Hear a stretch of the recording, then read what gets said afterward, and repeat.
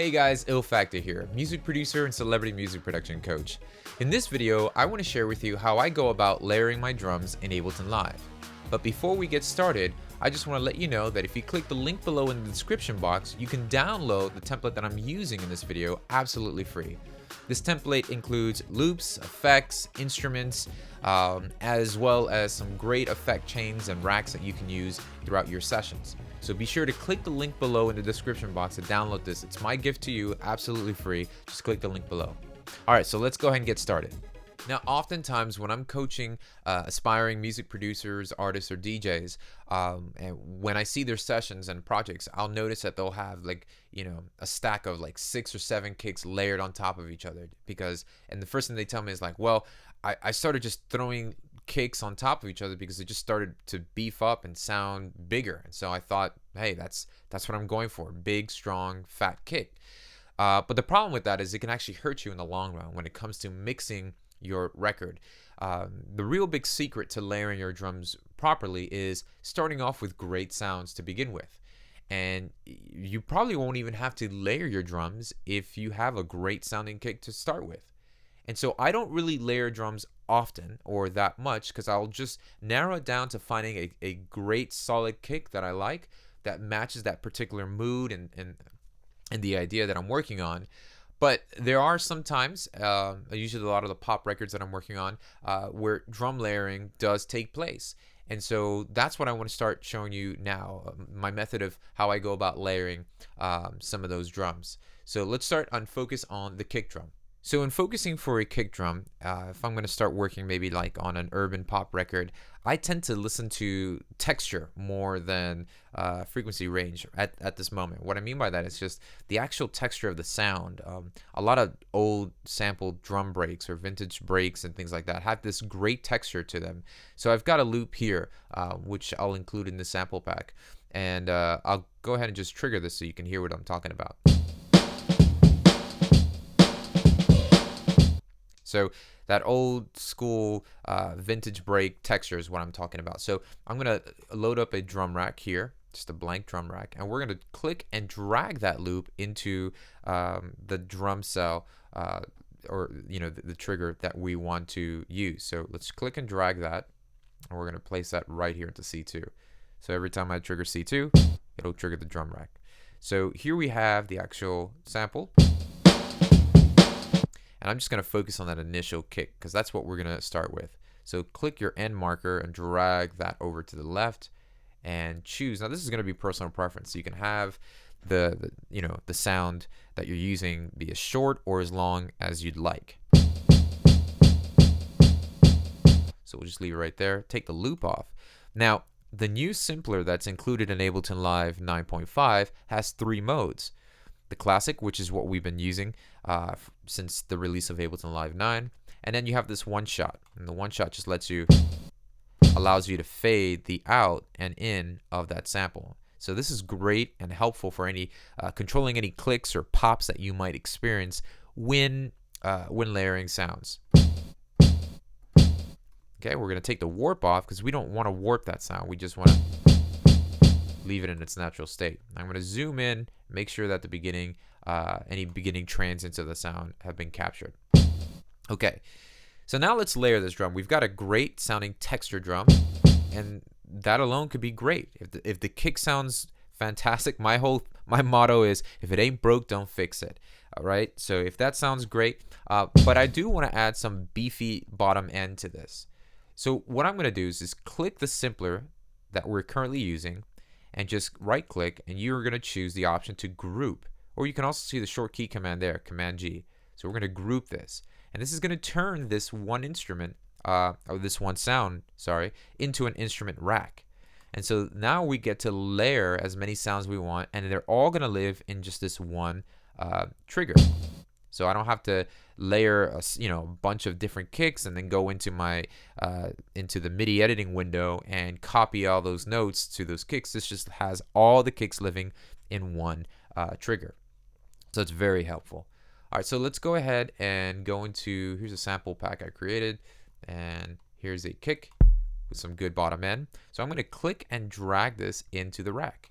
Now, when we trigger C2, we're going to be triggering the first kick we've brought in there and the kicks up together. So they're both being triggered. So just because I like being organized with my stuff, I'm going to rename this, and I'll call this the low. And I'll put this first, and I'll call this mid.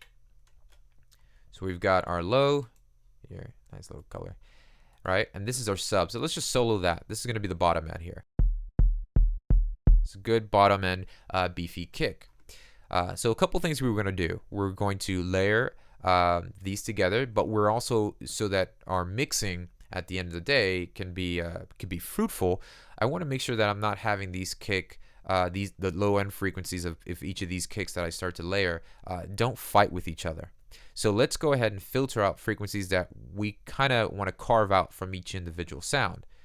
So I'm not going to use a lot of high end, so I'll turn the filter on here and just filter out any of the high end from this first initial sound. We'll go to the second one here, turn the filter on, and then we're going to choose a high pass, just only letting the highs pass. That's how I like to think of it. And I'm going to bring the filter frequency down and just take out any low end frequencies, maybe something 50 around there, so that they don't clash with each other, and I can just get the nice low end from this guy and a nice mid range over here. And what's great about this is now I can just actually balance out the volume. Remember, mixing is really all about balance. So let's go ahead and just maybe bring the mid guy down a little bit. And now we can, I might even want to shorten this a little. So, and what's great about layering these sounds is we could pitch just one kick up or down to kind of get a unique type of result. So we can go even more. I mean, that sounds fine. I might even try layering it one more time. Let's see if I have another kick here. Well, this has got some good room ambience to it, so I might click and drag that, and I'll call this one room or high. It doesn't really matter. And like I said, it could be 3 drums, it could be 5, 6, until I get the result that I'm looking for, or it could just even be 1 or 2. So this could change all the time. So let's just solo on that room kick. Now I also don't want the low end fighting here as well, so we'll do the same thing we did to the mid kick here, and just maybe around there, and we'll raise the release up so that once I trigger the sound, it still plays after I let go of the key a little bit longer than the rest of them. Okay, so just to give you an idea of what this sounded like, let's just solo the first kick.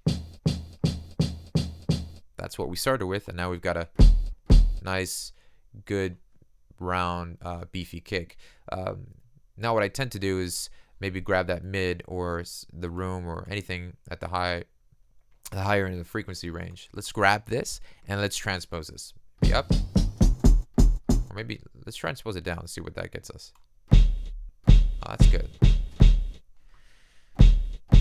So that's how you can go about layering. You might want to bring this down so that the bass will get more of the limelight here. Okay, so now the same process can be repeated with snares or any other type of drums for that matter. So I'll click the same loop we used before, and triggering D2. And this time we're just going to repeat the same process, but highlighting the snare. Okay, we've got this guy here, and let's grab the end and drag them all the way over here. And take the loop off. Definitely take the warp off. You don't want to warp the sound. You just one shot.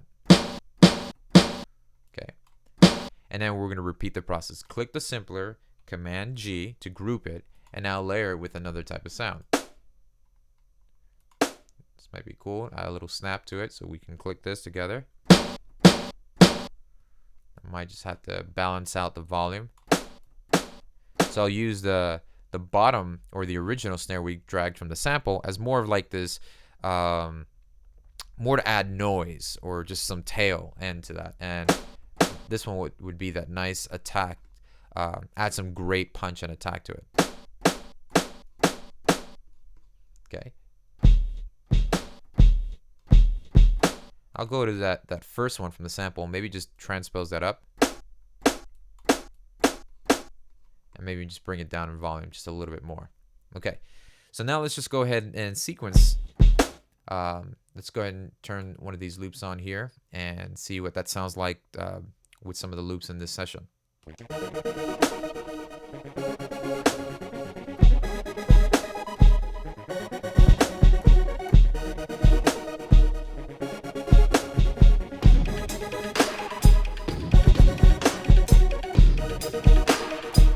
So while I was playing along with the loop that I have here, I noticed I might want a little bit more of that mid to come through. So just click in there. You can also click inside within your drum rack here. And you can also check out the balance here as well. So I just want a little bit more of this. And adding just a simple compressor to the kick trigger now can really help just tie everything together. So now we've got the compressor only compressing all the elements in here. So we'll rename this and call this kick. And we'll rename this guy and call this snare. So let's go to the compressor here. And I'm just going to little medium, slow, medium attack. So I want the initial transients or the initial punch of the kick to come out more. And so we're just going to give a little. That's the guy right there. And one thing to make sure that you do when you're layering is that you want to make sure that the velocity is set to 0% on these drums here with the room. So we'll go to the controls, and here's the reason why. Is the softer I hit the key, the lower in output that sound becomes. And so it changes with how hard you're performing, or how high the velocity is inputted in for that sequence. So what I'm going to do is simply make sure all the kicks here are set to 0 velocity. And we'll go over here. That way, there's a unified performance. There you go. So now let me just go ahead sequence along with the loops that we have.